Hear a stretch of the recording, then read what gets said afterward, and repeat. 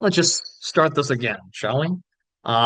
Thank you all for being here, and yes, it's a great honor to be here, and thank you, Sarah, for inviting me. All right. A great deal of scholarly attention has been given to the various non-European knights of the Round Table. Pagan, Islamic, and so characters have served as rich minds for researching how otherness, Orientalism, and racialization functioned within Camelot's court in order to better understand those implications in the broader European Latin Christian elite society. Despite this impressive corpus, less attention has been afforded to the depiction of such characters in manuscript illumination. Several years ago, I published a chapter in an edited collection titled The Arthurian World on the depiction of arguably the most famous Saracen knight, Sir Palamedes, and the embodiment of his racial difference in his coat of arms. Resisting previous interpretations, I argued that Palamedes' heraldry, a checkered black-white motif, functioned as a metaphor for a permanent stain on his soul. Even though the knight accepted Christianity in the textual narrative, the continued visual program articulated the inability for a once Saracen to meaningfully convert. This talk continues that argumentation that I've laid out in previous work, not in regard to Palamedes himself, but with his progenitor. Unlike his more famous son, Esclabor le Méconnu, has received far less scholarly attention in regard to his racialization and alterity in King Arthur's court. On one hand, this reality is perhaps due to his reduced role in the corpus, leaving scholars less to say about the complexity of this character. On the other hand, this may also be due to the privileging of textual sources at the expense of consulting the visual program. Despite his status as a minor character in the Arthurian legend, Esclabor le Méconnu serves as an excellent example for considering the desire for, the ultimate religious insufficiency of, formerly Muslim knights of the Round Table in the Arthurian legend. Focusing on 14th and 15th century French illuminations of this knight and his heraldry, I argue that the extent to which this textually limited character receives painted attention that undercuts his social incorporation into Camelot embodies broader European Latin Christian rejection of the genuine possibility of a converted Saracen. The repeated visualized exclusion of this formerly Muslim knight is not coincidental, neutral, or simply an act of othering, but constitutes a racializing discourse. Building on previous pre-modern critical race studies scholarship of Geraldine Hang, Suzanne Conkling-Bari, and Cord Whitaker, I contend that racialization is the process by which individuals, both internal and external to a society, cannot become full beneficiaries of that society on the basis of geographic origin, religion, or class. If the whole point of the Round Table is that all the knights hold equal position, then the optical ostracism of some members because of their confessional, topographical, or social associations, then the fellowship is not meaningfully equal, and the members in question experience racialization. In textual invocations of his name, Esclabor is consistently associated with his foreign homeland in the East, making his alterity both geographic and religious from the start. Indeed, this is somewhat different than Palamedes, who is often identified as a Saracen, though who often identified with a Saracen is rarely, if ever, explicitly associated with a particular place. In the prose Tristan, Esclabor is called the King of Babylon. The post-Vulgate tradition suggests that this Babylon refers to the Levant, as opposed to the contemporaneous Middle English Sodan de Babylon, where Babylon refers instead to Egypt. In the post-Vulgate, when the Knights of the Round Table, Sir Galahad and Sir Bors, meet Esclabor, he describes himself as a native of Galilee, in modern-day Lebanon, though does not explicitly mention his status as Lord of Babylon. Similarly, in Giron le Courtois, the text describes him as a knight born in the city of Babylon. Finally, Sir Thomas Malory's 15th century Le Morte Arthur identifies Esclabor, here called Astalabor, as a king but does not mention his homeland. Placing these various degrees of Escalabor's association with Babylon to one side, his entrance into the Arthurian narrative remains consistent throughout. A pagan, Saracen, Islamic knight, he leaves his eastern homeland as tribute to Rome, where he saves the emperor from an attacking lion. Gaining his freedom, he subsequently travels to Arthur's court, who is surprised to learn of the knight's religious status and thus names him Le Méconnu, or the unknown. When comparing the Muslim knight's journey in Miliades de Lenoir to medieval travel narratives, Jennifer Robin Goodman notes that Escalabor functions as a mirror image to those of Marco Polo, a reversal which imagines the perspective of the Easterner coming west. Developing this analysis, we can understand Escalabor's arrival into Camelot as another type of mirror.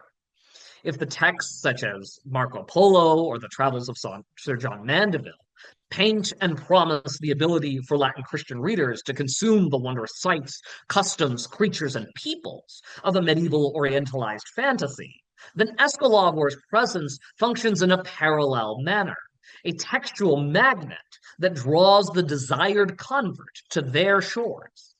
So this wish becomes partially satisfied as Escalabor ultimately converts to Christianity.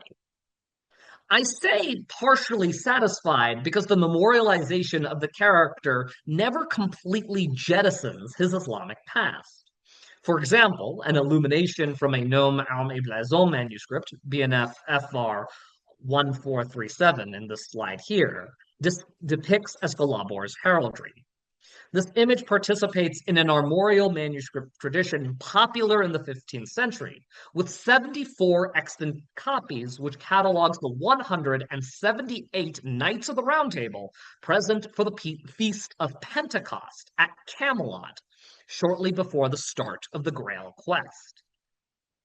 As such, the text, while situated in specific, if imaginary, time and place, also gestures towards the knight's ultimate fates in the twilight years of Arthur's reign.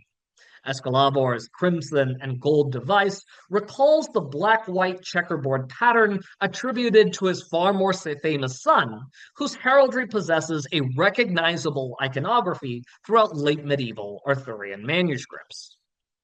As previously mentioned, I have argued that Palamedes' sigil throughout the 15th century Arthurian manuscript, even after the point of his textual conversion, stains him with an optical indelibility of his Saracenic past. In both Romance and armorial texts, the blackness on his shield eternally mars his potential pure white status. Even in the moment of baptism, this checkered heraldry remains above him. In preparing for this talk, I have made new discoveries which further bolster my earlier argumentation of the Islamic associations of this black-white checkerboard motif. On the far right, we find an image from a Grail Quest manuscript depicting Palamedes here emblazoned not only with his coat of arms, but also with a pair of crossed scimitars.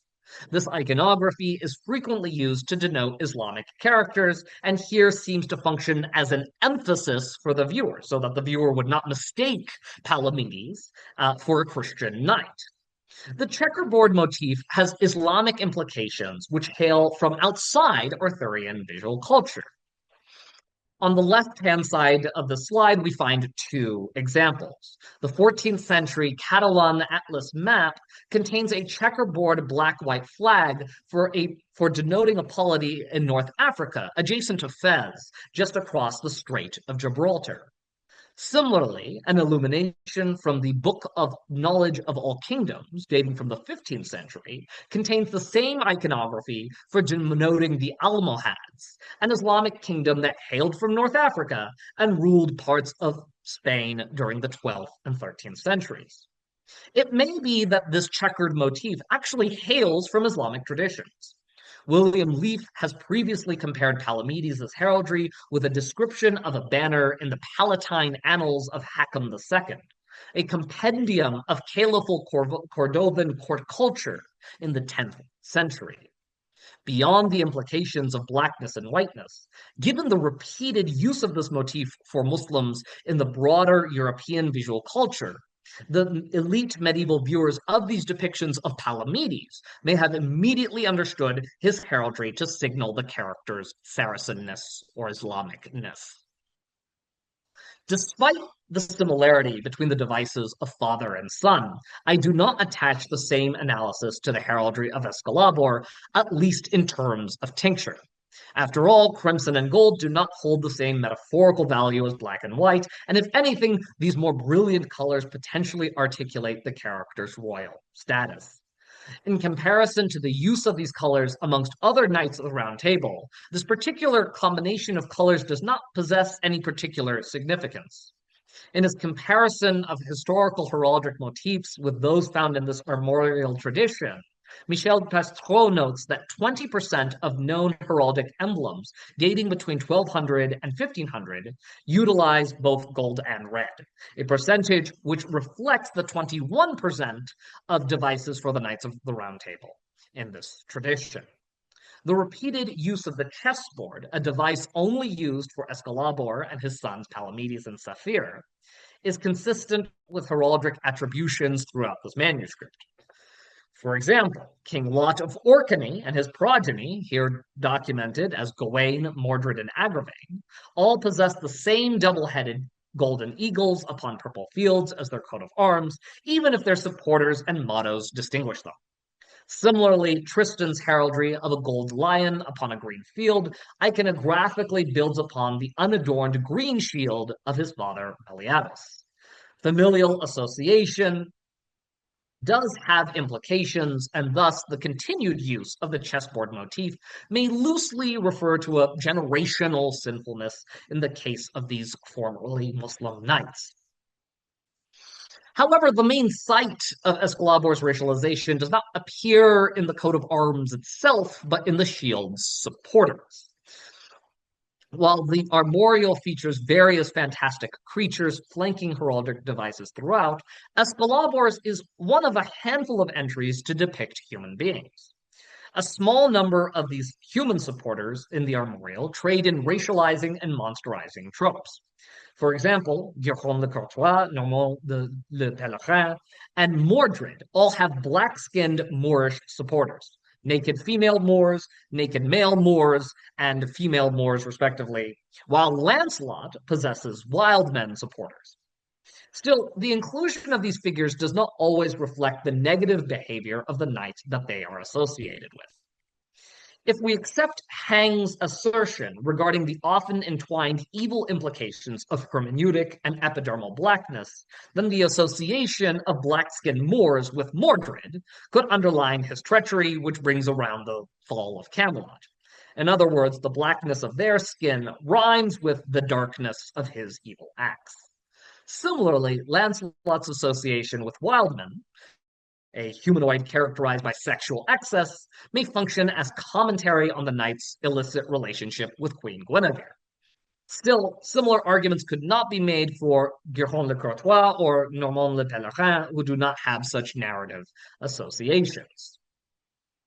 What sets Esclabor's coat of arms apart from all these other examples, however, is that only his features a pair of Turks, complete with striped robes and foreign hats. The striped robe of the left figure may be a very direct reference to actual Arab and therefore nominally Muslim costume. The right figure wears a large scimitar on his belt, the largest depiction of a weapon in a book of arms, possibly a sign of Latin Christian polemics of Islamic violence. According to Michel Pastreau, these Turks could sometimes appear naked, a metaphor for their imagined, uncivilized, and barbaric nature. The association of a previously Muslim character with these figures in a 15th century text carries particular implications given the Ottoman sack of Constantinople in 1453, which threatened Latin Christian epistemological security. Despite his conversion, Esclabor remains associated with the members of his former religion. The text reinforces this interpretation with the rubric titling him as Esclabor le Méconnu, and the first line beneath it reading, quote, Esclabor was of pagandom and was brought to serve the emperor of Rome, end quote.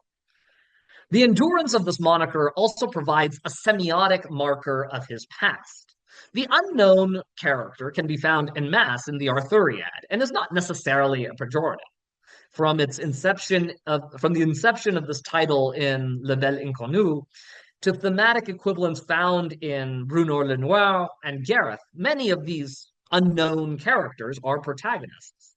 Still, the use of this word alongside Esclabor carries different valences. Here, the term refers to an imperfect status and a deception, an uncomfortable ability that allows the non-believer to appear Christian. As Jennifer R. Goodman suggests, according to the Meliadus narrative, Arthur cannot discern the truth about Esclabor and mistakes Esclabor's Christianness because he speaks so well. It is only when the latter informs the Christian ruler of his religion that the king names him the unknown. Indeed, the armorial text itself makes this point explicitly, stating, quote, King Arthur called him the unknown because he did not know his religion, end quote. Between these two cases, we find both racial linguistic and racial religious passing, not to mention the potential consequences of being found out. Sounds like a Camelotian and therefore must be Christian. Arthurian religious passing rhymes with the impulses that modern non-native speakers of English deploy when crossing in order to avoid linguistic racism and appear native speakers for the social capital. Though the text does not make evident whether Esclabor engages in this action on purpose as to deceive King Arthur, the fact that he could appear passable produces a special title in order to identify him within the broader narrative. Kavitha Mudunfin correctly notes when analyzing the prose Tristan that Esclabor's moniker could be understood not only as the unknown, but also as the unrecognized, and further still as, quote, the unrecognizable to the Catholic Church, end quote, thereby indicating his racialized religious alterity. Continuing the logic of Mudunfin's argumentation, the semiotic sign of the rubric Le Méconnu ensures that Esclabor remains recognized as unrecognizable. That is to say, here, in a compilation that codifies and commemorates the Knights of the Round Table, a signpost distinguishes Esclabor as religiously dissimilar from the rest of his companions. Regardless of the knight's understood baptism conversion in the armorial text, the title haunts him in every mention of him and even appears passed on to his son. In these subsequent lines, we can see Safar le Méconnu, and then in this text for Palamedes that I have my cursor over, we see Palamedes le Méconnu as well. So this is a generational attribution. Such continuity suggests a pseudo-genealogical attribute amongst Muslims, an ability to pass within Latin Christian society. Indeed, Latin Christians had been reckoning with this anxiety since the Fourth Lateran Council, which determined that Muslims had to wear distinct clothes from Christians as to distinguish members of different confessional systems and prevent sexual intermingling. Confronted with this potential indistinguishability, the manuscript resolves Esclabor's textual unknownness through the presence of the Turks. Here we find an example of the knight's recognized unrecognizability, not through titular invocations or the semiotic image of the text, but through iconographic forms integral to the conventions of heraldry. Developing on Pestrol's previous interpretation of similar images, I would argue that the Turks do not merely alert the viewer to Esclabor's Oriental origins, but function as a signpost of his enduring religious unreliability as he stands between them. This is to say, if heraldry functions as a pseudo-portraiture, and the shield represents the baptized knight, then he literally remains supported by other Saracen characters. Unlike his son, Esclabor's heraldry does not possess iconographic fixity beyond the armorial texts. Romance manuscripts do not generally depict him with his coat of arms, much less accompanied by Turks. Ostensibly, the reason for the former may be because of his role as a minor character, and thus he does not receive a great deal of visual attention. Another related reason for this lack of fixity of Esclabor's heraldry in the Romance tradition may be because his heraldry has not yet been developed. In his analysis of the Jacques d'Armagnac Arthurian Armorial, Helmut Nickel notes the retroactive attribution of heraldry in order to reproduce the genealogical relationship between coat of arms. As he writes, quote, "These arms are not inherited by sons from their fathers, but they were originally attributed to a knight of high reputation and then transferred back retroactively to the knight's father, who is usually of lesser renown." End quote. Nickel goes on to discuss how Esclabor's red and gold checkered shield is based on Palamedes' checkered shield, explaining how the dynamic between these two is a quintessential example of this armorial phenomenon. In this way, the implications of the son's coat of arms as a manifestation of his unchanging religion inform the father's coat of arms in shape, in style, if not in color itself. A more concrete example of this heraldic racialization may be found in BNF FR 101 in the slide here. The illumination depicts a battle from Prose Tristan between Palamedes and Arthur le Petit, the illegitimate son of King Arthur. To the right side stands Galahad, who has recently chanced upon the scene. In the background sits Esclabor, still mounted as he observes this duel between his son and another knight. 3 out of the 4 characters wear shields to make their identities recognizable immediately. Galahad with his red cross, Palamedes with his checkerboard, and Arthur le Petit, who has gained a curious degree of princely legitimacy with the golden crown and azure field of his sire. Arthur le Petit in other armorial traditions usually has a black tree on a gold field. Oh no, I got that wrong. A gold tree on a black field. The arms attributed to this royal bastard functions as a reversal of the regular order that Nickel describes the retroactive heraldry usually moves. Here instead it is the lesser known son who gains the heraldry of his more impressive father. Given this visual precedent, a differently retroactive interpretation might be applied to the visualization of Esclabor and his lack of heraldry in the scene. On one hand, as the only character in the scene who is not dressed in martial costume, it makes sense that he does not have his coat of arms present. He doesn't have his shield out. On the other hand, his lack of heraldry here re-emphasizes his sobriquet found in the text just a few lines below the illumination. Additionally, Esclabor does not need his own coat of arms, just like Arthur le Petit does not need his own coat of arms. The genealogical association of heraldry allows Palamedes' arms to serve as those of his father's, at least by proxy. Indeed, the knowledge of this filial relationship is abutted in the textual invocations just below the illumination, which declare, quote, Palamedes the Saracen, end quote, and his father, Esclabor the Unknown, end quote. The nexus of text and image and the proximity of these characters spatially allow for the casting of all the insinuations of those black-white squares which embody a religious uncertainty from one character to another.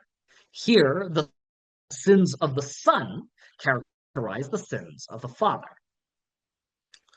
We find a repetition, albeit different type of evidence for Esclabor's iconographic otherness in the Guerron de Courtois manuscript BNF FR 338, produced in the late 14th century, though of unknown provenance.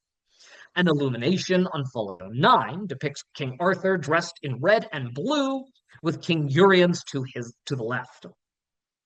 To the right side, an attendant dressed in blue welcomes 2 knights. Esclabor and his brother Alfasar recently arrived from Rome, who genuflect towards Camelot's ruler with hands outstretched in greeting. The 2 knights of Babylon are dressed in hauberks that very much recall the striped costume of the leftmost Turk in the armorial tradition, however, with far thicker and regular bands of black and gold. On one hand, the 14th century dating does not hold the same implications regarding the anxiety of Turkish invasion in the aftermath of 1453. On the other hand, it is possible that the late production date could have preceded the Battle of Nicopolis of 1396, a crusader expedition that French nobles participated in, or had just simply been informed by broader rise of Turkish power in the early 14th century. Either way, there's not enough information here to identify Esclabor and Althasar's striped costumes as explicitly Turkish, though we can surmise between the uses of the same motif elsewhere that it does refer to pagan broadly construed. This term, pagan, in the Arthurian legend, does not simply refer to polytheists, but also Muslims. Of course, the slippage is buttressed by both the broader Latin Christian accusation of Islamic heraldry and the linguistic association of Saxon and Saracen that previous scholarship has noted in the Arthurian legend. The only other character to be associated with this precise motif of alternating black and gold bands in the entire manuscript is Ariohan, the pagan Saxon prince. As Inez Conti states, Ariohan functions as a pagan mirror for Meliadus, one who demonstrates Camelot's, quote, capacity for integration in regard to pagans, whether Oriental, meaning Esclabor and Althasar, or Germanic, meaning Ariohan, end quote, as this theme relates to the broader Arthurian narratives of the 15th century. While different types of pagan characters often textually serve as a way to incorporate the other, the visual program bears out a different story. We should not mistake the iconography connected with Esclabor and Althasar simply relates a neutral foreignness. The image of the Saracen brothers kneeling in front of King Arthur occurs on folio 9R.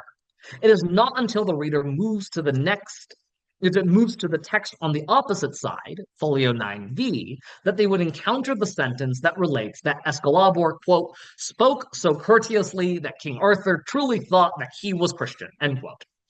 Indeed, the text provides a secondary semiotic indicator for this unknown, unrecognized incognito status by invoking Esclabor's moniker as le Méconnu for the first time in the entire manuscript, a mere 8 lines preceding the sentence and just after a historiated initial that begins the new section. So the first time that we see Esclabor le Méconnu is right here, if you can see my cursor at all on your side.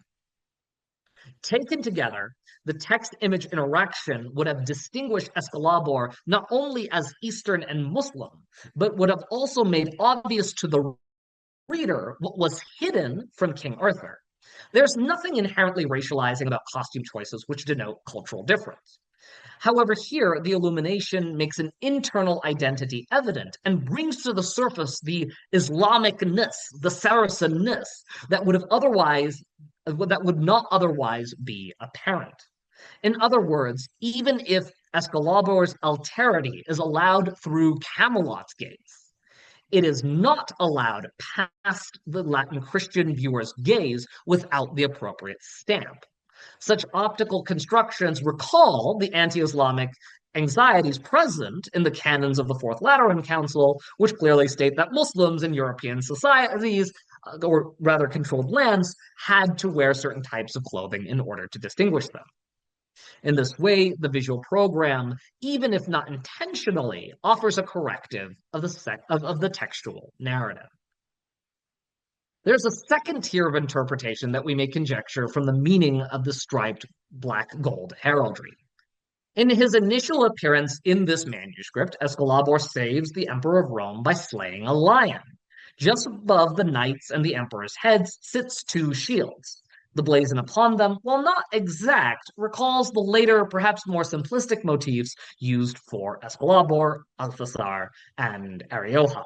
Here, the iconography presents as alternating gold and blue stripes, with the latter containing thin white vegetal motifs. As the opening illumination to this version of the manuscript, there are multiple candidates to whom the coat of arms could belong to. It could belong to the patron, though we have no way of knowing as we do not have the provenance. We can eliminate the shield belonging to either the main characters of this text, such as Meliadus or Girhon, as their shields are a solid green field and a solid gold field, respectively. Of course, the shield could belong to Escalabor, but its incorporation into the architecture of the scene alongside the subtle differences suggests that it does not simply belong to the Saracen knight. Given its position in the manuscript, I contend that this heraldry belongs to the Emperor of Rome. After all, it hangs right above his head and frames him in the scene. Both here and in other places, in the Arthuriad, Rome is associated with its pagan roots. In some versions, this Roman paganism extends transtemporally, incorporating Muslim Saracens into the army of Lucius the Roman Emperor, who in turn invades Camelot. Returning to this Meliadus text, the Roman emperor here, at the very least, seems aware and fine with the fact that one of his warriors is a pagan. He acknowledges this when he states that he knows knighthood is accepted in Escalabor's religion. The emperor demonstrates a familiarity with paganism in the context of this manuscript in a way that King Arthur cannot tell the difference at all. Though the emperor may not himself be a pagan, the shared striped heraldry in the manuscript's broader visual program between Escalabor, Alfazar, and Ariojan suggests that Rome too is associated with pagans, whereas Camelot remains strictly Christian. Furthermore, as previous scholarship has noted, Escalabor's travels narratively shifts the center of imperial power from the Italian peninsula to Great Britain, with Escalabor serving as the allegorical emissary of this transition. The iconography of Rome and its paganness becomes grafted onto his own coat of arms. Finally, it is critical to note that Escalabor is a slave owned by the emperor. Taking the initial depiction of the coat of arms above the Roman emperor in the first folio, alongside its use to depict Escalabor when he meets Arthur together, we can understand this motif also as an indication of the Roman emperor's identifying markers grafted onto his property. Thus, the articulates Escalabor's doubly marginalized status, not only as a religious other, but also as a formerly enslaved individual. On multiple levels, the heraldic program reminds the viewer that Escalabor cannot be integrated into Arthur's kingdom. He represents a foreign power, Rome, follows a different religion, Islam, and has possessed a different legal status, enslaved, than all other knights of Camelot. It should be acknowledged that the visual treatment of Escalabor does not have the same resonance of exclusion in all extant visual examples.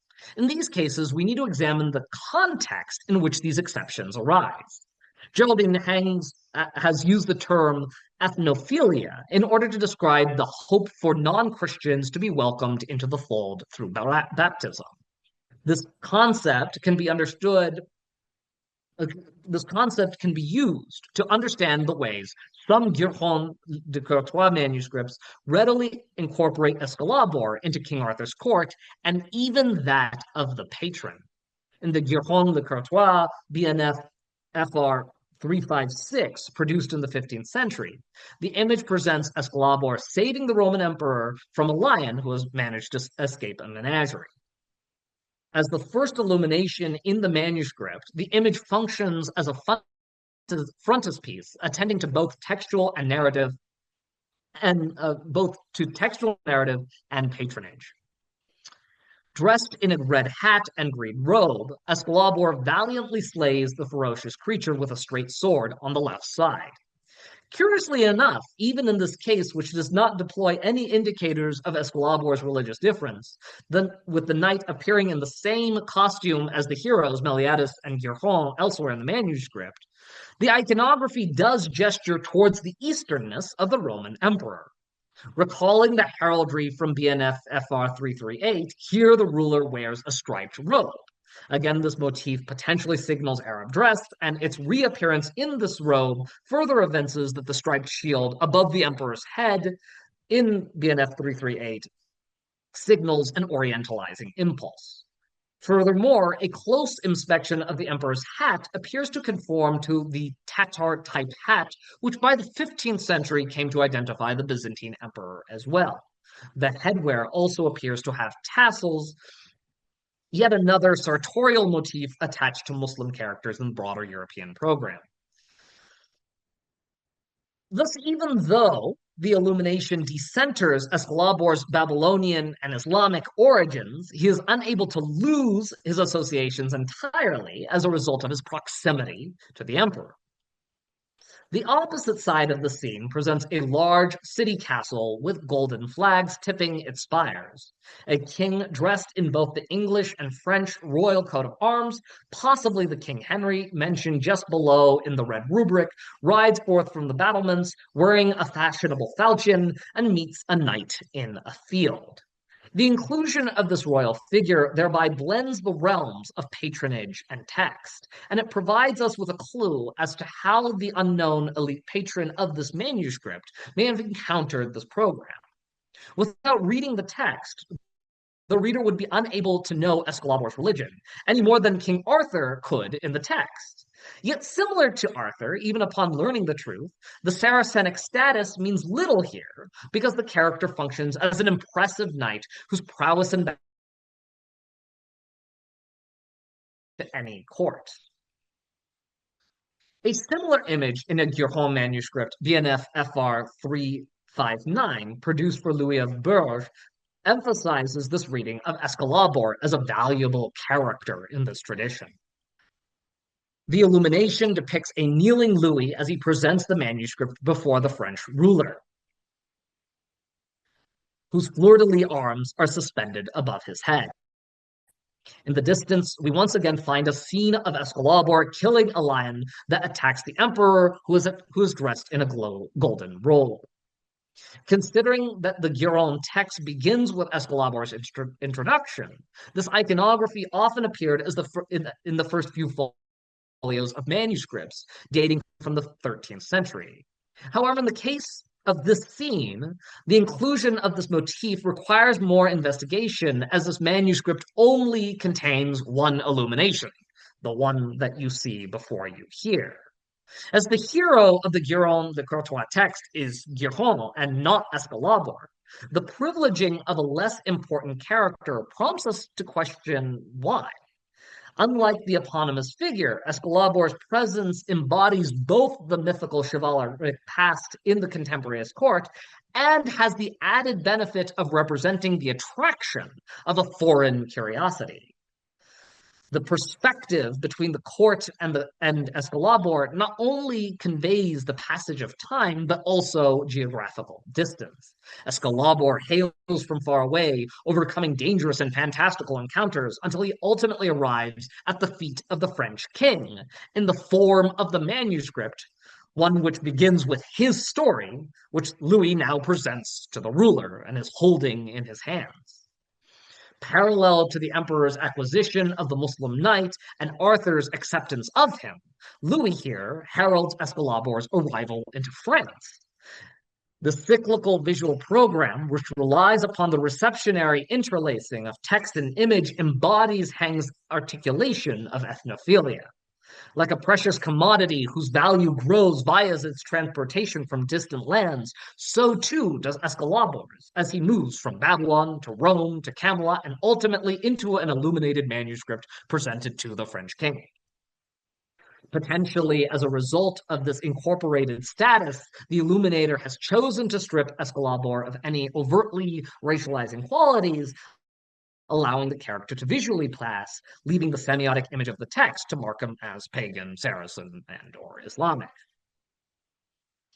These two cases of exception to Esclabor's visual exclusion both happen in scenes that combine the world of the patron into the Arthurian world.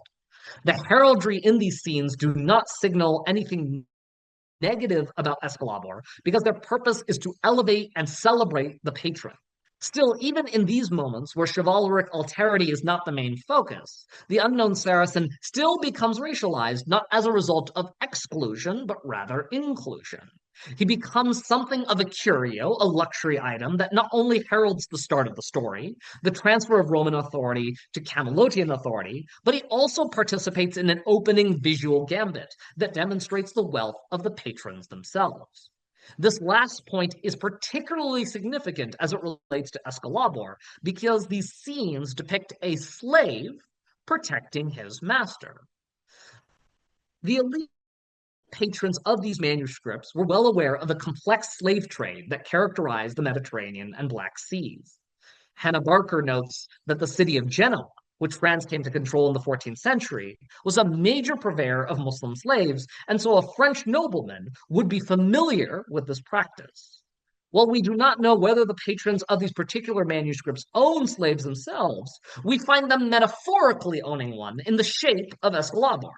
Here he stands, a slave of the Roman emperor, who is doubly displayed, locked, shackled in brilliant paints and gold in a manuscript owned by and for the consumption of the patron.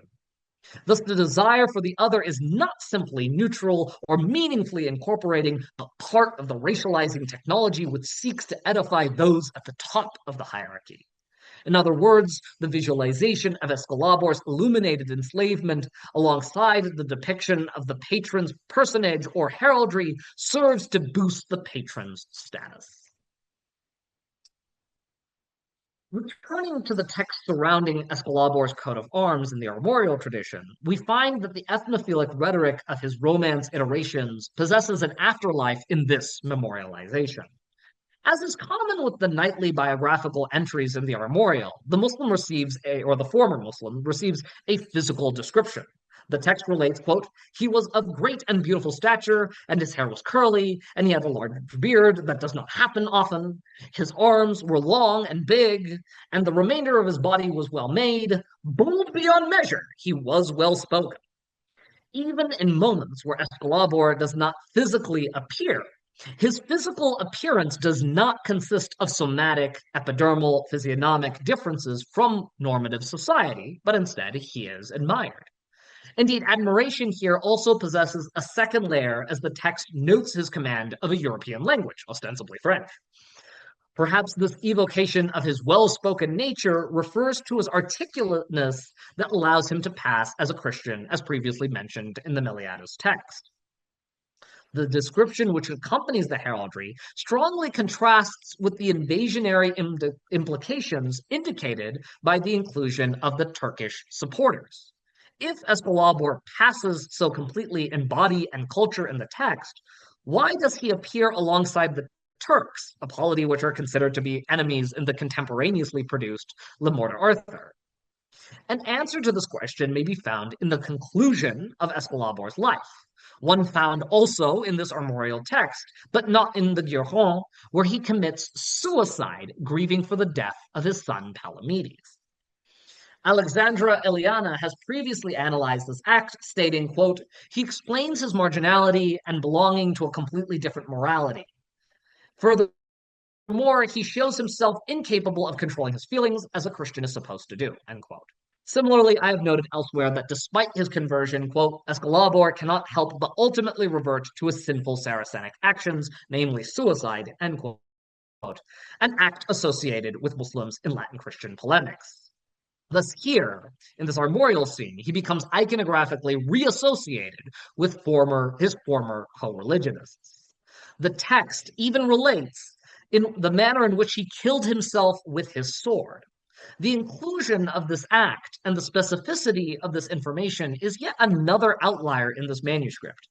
Most knights receive heavily sanitized versions of their biographies in the armorial. For example, while the text mentions Tristan's relationship with Queen Isolde, it does not say anything about her being the wife of his uncle, King Mark. Similarly, Lancelot's affair with Queen Guinevere only receives a passing mention. The minimization of the knight's illicit actions can be explained as an attempt to valorize the major heroes of the Round Table in a text commemorating their imagined lives. Yet even in comparison with other minor outsider characters, Esclabor receives far worse treatment. Let us consider the commemoration of the longtime antagonist in the Arthuriad, King Rhaon of Wales, who here has inexplicably become a knight of the Round Table via his inclusion. Texts such as the Suite de Merlin relate that the evil ruler invades Logres early in Arthur's reign, demanding that the young king send him his shaved beard as a sign of tribute. However, the armorial tradition removes any mention of this animosity, instead only saying that, quote, Rhaon loved Arthur since he had made peace with him, end quote. This differential treatment continues into their respective visualization.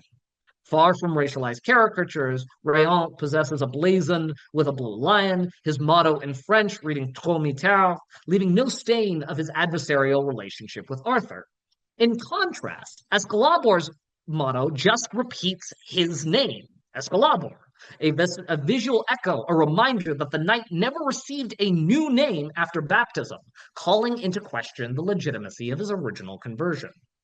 The possibility of re-Saracenized apostate in Camelot is so unwelcome that he does not merit a status of absolute integration as the Welsh villain receives.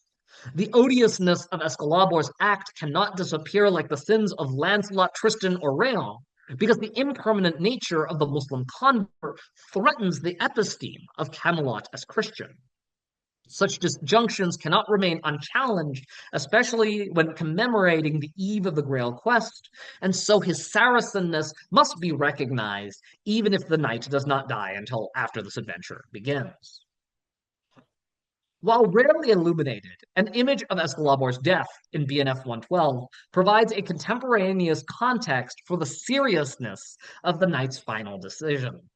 Produced for a collector of the Arthurian texts Jacques d'Armac by Michel Ganot, the illumination follows that of Palamedes' death, who dies as a good Christian at the hands of Gawain and Agravain.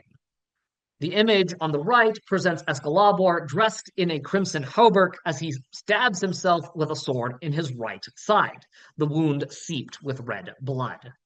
Note that, like his depiction in Giron le Courtois, Escalabor's racialization does not manifest epidermally. Right? There's nothing that distinguishes him, or sartorially. He doesn't wear a turban. Still, the manuscript's comportment and ordering provides an instructional on how that character should be visually interpreted. The iconography of the scene parallels the popular image of Christ's crucifixion, where the Roman soldier spears him just below his right breast. By employing an inversion of this motif, with Escalabor stabbing himself on his right side, the illuminator implies that the former Saracen is scrubbing away his Christianity. He perverts this recognizable iconography through his suicide, thereby removing Christ's sacrifice for his immortal soul. The scenes which follow this episode serve as an allegory that reinforce this interpretation. The narrative which precedes Escalabor's death is the birth of the questing beast. The first of these relate how the human mother of the monster had been seduced by the devil.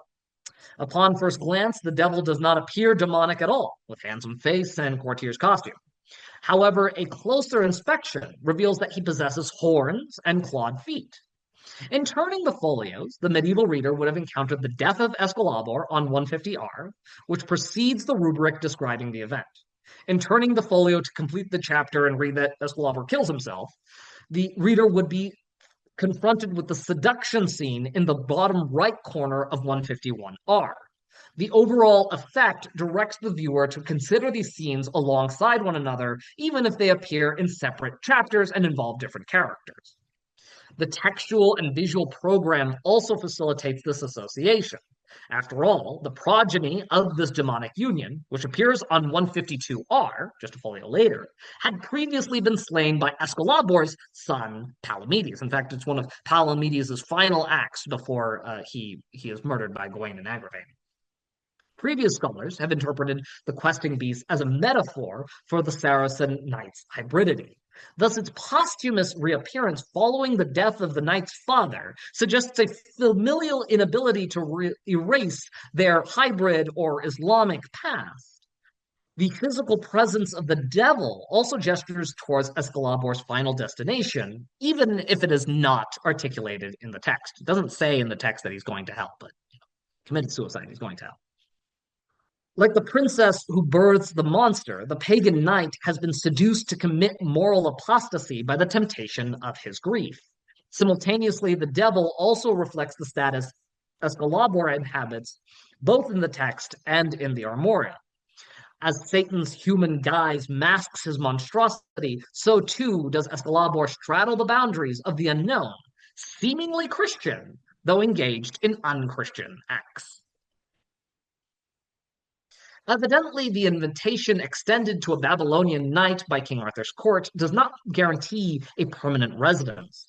Escalabor's consistently alternating status reflects a parallel reality to that of other previously non-Christian knights in Arthuriana.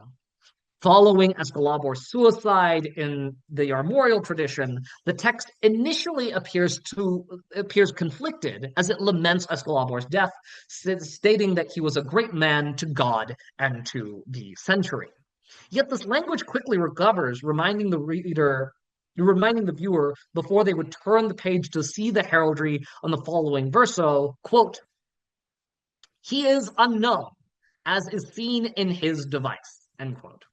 When analyzing the meaning of Escalabor's unknown status in the prose Tristan, Alexandra Eliana writes, quote, his nickname says a lot about the place of Saracens in the romance. Unknown, they arouse curiosity and fear, end quote.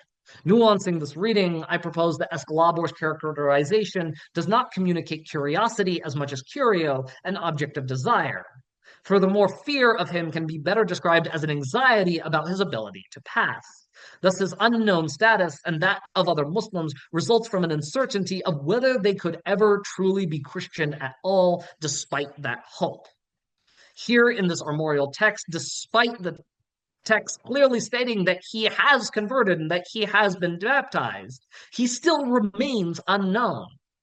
Returning to Escalabor's shield, the fluctuating colors in this pattern reveals his unstable Christianness. Perhaps this effect may be better understood in a manuscript which utilizes gold leaf itself instead of gold paint, as may be seen in the 16th century armorial on the right side. The reflective quality of this material against light, alternating with the painted red squares, produces an undulating movement, an unstatic, even shimmering quality. And those of you who have seen gold leaf illumination know that it has this three-dimensional quality that catches the light and really brings it to life. In theorizing medieval race, Cord Whitaker formulates his language of race as a rhetorical mirage, which possesses a shimmer, a simultaneous presence and non-presence. Though completely abstracted, the armorial motif, in concert with the textual narrative, not only encapsulates Whitaker's metaphor, but communicates Escalabor's wavering and unstable Christian conviction. In other words, the shimmer here, in a very material, literal sense, reflects the Muslim knight's latent Saracenness, one communicated throughout the various manuscript traditions, both Romance and armorial. Indeed, we should not treat these different traditions as isolated texts, but part of the larger Arthurian. By 1501, a manuscript of Girton le Courtois, produced for Antoine Verard, cataloged descriptions of the heraldry of the Knights of the Round Table, connecting them explicitly. Thus, in the end, ethnophilia, despite the desire to convert the non-Christian other, has its own limits. The knight born in Babylon fails to meet the model of a good Christian prince. As Eliana rightly notes, Escalabor's body could only be placed in unconsecrated ground, a place reserved for suicides and the most odious of traitors in the Arthurian tradition. And indeed, one of the only other characters who is placed in unconsecrated ground is King Mark, who invades Camelot, destroys the Round Table. So this is the this is the realm that Escalabor is placed into. This beyond the grave expulsion and rejection demonstrates the difficulty that Latin Christian narratives had in completely accepting that former Muslims could be meaningfully Christian, even if there were such historical examples of such converts living in Europe at this time. Certainly, a Saracenic, though Christian prince could never be viewed as an equal to one born in the faith. Thank you.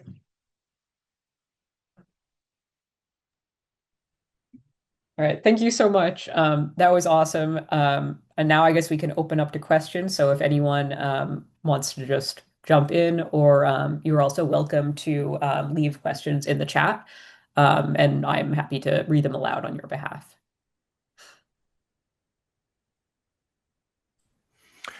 So, Drew, I've got a question for you. To what extent do you think this iconography was reflective of the fact that the Ottoman Empire was busily trying to invade Europe at about the same time as many of the illustrations you've shown here were being created. I mean, was there an overarching fear of the Ottoman Empire, and that was being to some extent reflected in these illustrations or in the heraldry or highlighting the heraldry in the Arthurian court? Absolutely. Thank you so much. Yeah, no, this is primarily like the major fear that's going on. And the Ottoman Turks are a big deal, right? They are an existential threat for the Europeans. In a way that like the Mamluks or other Islamic polities were not, right? They were really gaining quite a bit of ground, and that's why they have the Battle of Nicopolis. That's why it was for military interventions. And then when 1453 rolls around, it's terrifying. So yes, I mean it is coincided with um the rise of the Turks, even if not all of these images. So for example, this one comes probably right in the middle of 1453, but some of these others are a little earlier. But yeah, no, they're all responding to anxieties about the Turks. Absolutely. Thank you.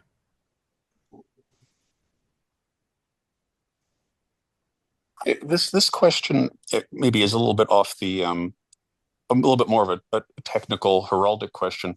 I'm curious about the crest on the coat of arms being what looks like a little tablet of the shield. I feel like normally you see in crests like a more definite object. I'm kind of curious what that might be representing. It kind of looked similar to to the the checkerboards on the flags, but I'm wondering if there's any kind of specific sort of tablet object that one might see a coat of arms represented on. Yeah, no, that's actually a great question. So I think Michel Pastreau and Helmut Nickel originally make the argument that like Palamedes gets his name as a result of the like Trojan character Palamedes, who invents the game of drafts. And Ah. so it could be a like re-articulation of that. Because in some of these other scenes, right, we have like, in what is this? This in Giron's on his crest, he just has like another Moor. Lancelot has some kind of eagle or griffin here. Mordred seems like he might have had another eagle on his at one point in time. So yeah, no, it might be like another repetition, right, of that Mhm. same drafts iconography or imagery to reinforce that like yeah, this guy is from the East. And that, yeah, thank you. Actually, I didn't even think about that, but your question made me so Got it. Yeah, skeptical as to why. Thank you. it's interesting because of course normally shields can be a little more abstract than things that are supposed to physically exist on top of a helmet. So Right, as a right. board, that makes sense. Yeah.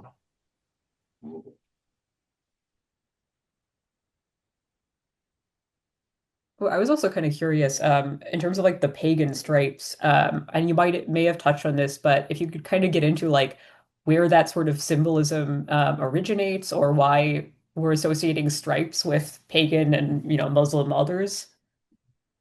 Yeah, I think it actually does historical Arab dress. Uh, Byzantine texts seem to record that or like associate Arabs with striped costume very early on, like from the like 8th or ninth century. Um, and then this is also seems to be like borne out in historical Arab wear. And so there's this kind of slippage that happens Arab to Muslim. And then Muslim, like, because Muslims are understood as like both, they're both understood as Muslims, but they're also understood as pagan, right? They're a weirdly complicated group in the Latin Christian psychology. And so they get associated as well with Saxons a lot, who are also pagans, right? And so there's this sort of glomming together of like everyone who is not Christian and is like threatening, whether like contemporaneously threatening, the Turks, right? Or like distantly threatening, the Saxons, right? So it all just becomes shared, weirdly shared iconography in order to communicate some like vague paganness. Does that Interesting. answer your question, sir? Yeah, absolutely. Is there any intentionality in like, I mean, of course, there's the use of gold and silver to represent like, I imagine Christian or Catholic things like the coat of arms of the Kingdom of Jerusalem being gold on silver. Was there any intentionality of pagan symbolism being gold on black? You know, that's a great question. In other contexts, I've made the argument that why would you spend money to illuminate your like Uh-huh. Islamic foe, especially like in Crusader propaganda manuscripts in the 14th and 15th century? Why would you spend the time and the money to like illuminate your enemy with gold helmets or gold costume? And in those contexts, I've argued that like really what this serves as a kind of down payment, right? It's sort of a promise for the booty that you can go and get if you go on this crusade, that you can go and get this booty because look, this like this Saracen has it, and it also functions as a bit of a down payment because it exists very materially in your hands right now, right? So you already have it. You just need to go and get the rest of it, if that makes sense. Here, I'm not quite sure I can make the same arguments. Partially because of context, because so many of the knights have such brilliantly colored shields, right? I think there is I have a little bit more difficulty doing so here. Um, but it potentially, I don't think I can convince myself quite yet of that in this context. Great, wonderful question though. I think another heraldic term that it brought to mind for me was paean, which is, of course, gold ermine spots on a black field. I think that the Hmm. etymology is considered to be something from Pell or something like that. But of course, I know that heralds were very into auditory puns, and of course, paean does sort of sound similar to pagan. Purely speculative on my part there, but And you're absolutely, you know that canting occurs actually here mm, with Saphir's coat of arms because you have the vert of green, and in French, Saphir, in Arabic, it's pronounced Saphir, but it would be like more like Saphir. So there's a there and there there. So like that canting certainly okay, does exist. So yeah, I don't I think you're I think there's that definitely has legs. Absolutely. interesting.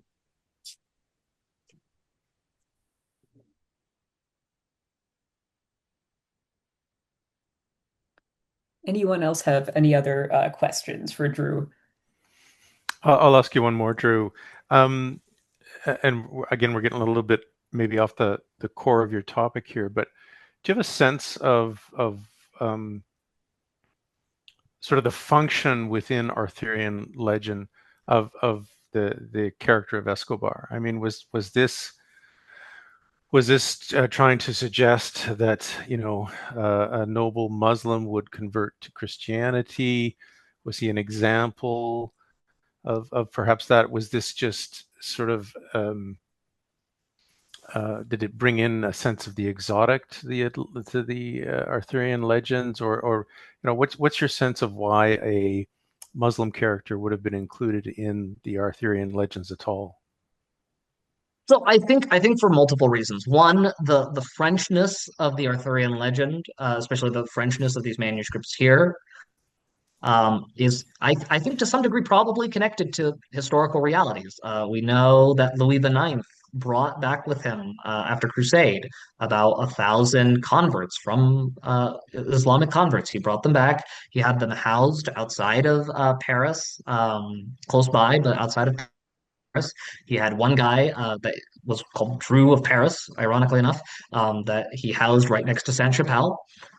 So I think there's like a real reality of like of formerly Muslim converts. I think that informs some of it. I think mostly it's the sort of like desire of like, oh, we can get like these real, if we can get these Muslim knights to convert, then we don't really have to fight for the Holy Land. They'll just become Christians, right? And this is a long fetishistic hope amongst the Latin Christians, right? Even in the after, you asked before about Constantine, about the Turkic rise. There's a legend in the 15th century after